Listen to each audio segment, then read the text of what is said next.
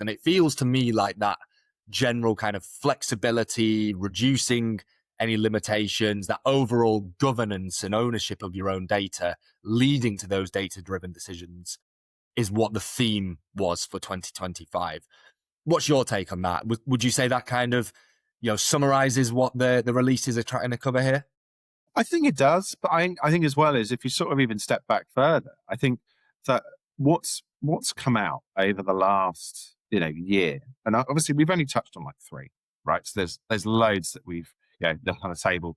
Workspaces for developers to be able to collaborate on, DBT functionality, making it easier to develop models within Snowflake. Absolute game changer from a developer standpoint.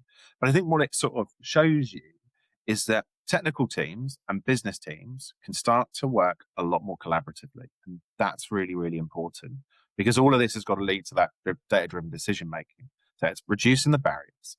And I think what we're doing as well and what we're finding with Snowflake is you're getting the latest innovations. You're using AI SQL and these other things, and they have access to the latest and greatest AI models. So we're getting the latest innovation. So you can access that and be able to work really, really well with teams across the organization. So I think there's collaboration, I think there's innovation. There's definitely the AI-powered analytics side of things. But there's also this interoperability stuff that we talked about at the beginning of the podcast, where around we have the Horizon catalog and we've got data in all these different sources. We want to be able to govern it, want to be able to put the right access and control and whatnot. A little bit sort of thinking about our last podcast.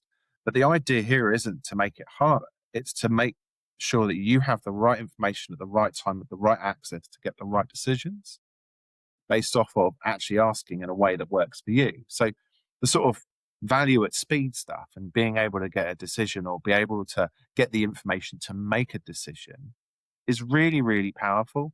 But it doesn't change, obviously, that you're going to need teams. It doesn't just change the fact that you, like you said earlier, that actually, if I'm working in a team or if I want to go and get an ad hoc query, I'm still going to end up working with that team. It might be that then I go and build that into a dashboard. So again, it gets you thinking. That's what I think it's about. So technical teams and business teams working collaboratively with the latest innovation to get I like thinking. it. I think that's really cool.